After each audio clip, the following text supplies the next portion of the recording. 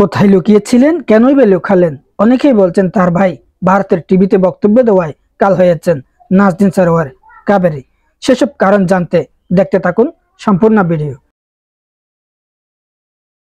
কক্সবাজার জেলা আওয়ামী লীগের সাবেক সাংগঠনিক সম্পাদক নাজনীন সরোয়ার কাবেরীকে গ্রেপ্তার করেছে পুলিশ। বৃহস্পতিবার রাতে নগরীর চকবাজারের দেবপাহাড় এলাকার নিজ বাসা থেকে তাকে গ্রেপ্তার করা হয়। এ সময় পুলিশের হাত থেকে বাঁচতে ভবনের ছাদে উঠে পানির ট্যাঙ্কের ভেতরে লুকিয়েছিলেন। আর বেরসিক পুলিশ পানির ট্যাঙ্কের ভেতর থেকে তাকে বের করে আনে। গ্রেপ্তার নাজনীন সরোয়ার কাবেরী কক্সবাজার জেলা আওয়ামী লীগের সাবেক সাংগঠনিক সম্পাদকের দায়িত্বের পাশাপাশি সর্বশেষ কক্সবাজার ৩ আসন ও কক্সবাজার ৪ উকিয়া টেকনাফ আসন থেকে আওয়ামী লীগের মনোনয়নপত্র নিয়েছিলেন। নাজনীন সরোয়ার কাবেরী ৫ আগস্টের পর বিভিন্ন বিষয় নিয়ে সামাজিক মাধ্যমে কথা বললেও গ্রেপ্তারের মতো ভয়াবহ আলোচনায় ছিলেন না।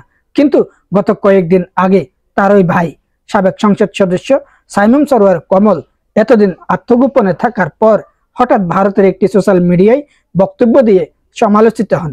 তার সূত্র ধরে হতে পারে কাবেরীকে গ্রেপ্তারের তৎপরতা এখানেই কি শেষ? একদমই না। তিনি প্রায় সময় সামাজিক যোগাযোগ মাধ্যম ফেসবুকে নানা বিষয়ে ভিডিও আপলোড করতেন। আলোচিত সমালোচিত এই নেত্রী ফেসবুকে ছিলেন ভাইরাল। অভিযানে থাকা এক পুলিশ কর্মকর্তা জানিয়েছেন, অভিযানের সময় আটক এড়াতে তার বাসার ভবনের ছাদে থাকা পানির ট্যাঙ্কিতে লুকিয়েছিলেন তিনি। পরে পুলিশ বিভিন্ন স্থানে খোঁজ করে ওই ট্যাঙ্কের ভেতর থেকে তাকে গ্রেপ্তার করে। নাজনীন সরোয়ার কাবেরী আওয়ামী লীগের সাবেক সংসদ সদস্য সাইমন সরোয়ার কমল ও রামুর সাবেক উপজেলা চেয়ারম্যান সোহেল সরোয়ার কাজলের বোন। ৫ আগস্ট আওয়ামী লীগ সরকারের পতনের পর তারা সকলেই আত্মগোপনে চলে যান। গত ২৬ ডিসেম্বর বৃহস্পতিবার রাতে গ্রেপ্তার করার পর চট্টগ্রাম নগর পুলিশের উপকমিশনার সুলতানা পারভিন বিষয়টি নিশ্চিত করেছেন। তিনি বলেন, রাত ১১টার দিকে নাজনীন সরোয়ার কাবেরীকে আমরা হেফাজতে নিয়েছি।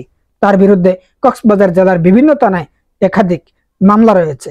তাকে কক্সবাজার জেলা পুলিশের কাছে হস্তান্তর করা হয়েছে। পুলিশ তাকে আদালতের মাধ্যমে কক্সবাজার জেলা কারাগারে প্রেরণ করেন। নাজনীন সরোয়ার কাবেরী চট্টগ্রাম বিভাগের বিভিন্ন এলাকায় প্রভাব বিস্তার করে আসছিলেন, করেছেন মানুষের উপকার আবার অপকারও।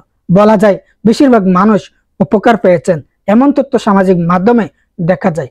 এক কথায় বলা চলে তিনি ভূমি দখল বেদখলের সাথে বেশি ছিলেন তৎপর। এরই মধ্যে কক্সবাজার পৌর নির্বাচনে বেশি হয়েছেন আলোচিত বা সমালোচিত। প্রিয় দর্শক, ভিডিওটি অন্যরাও জানতে বেশি বেশি করে শেয়ার করতে পারেন। ধন্যবাদ।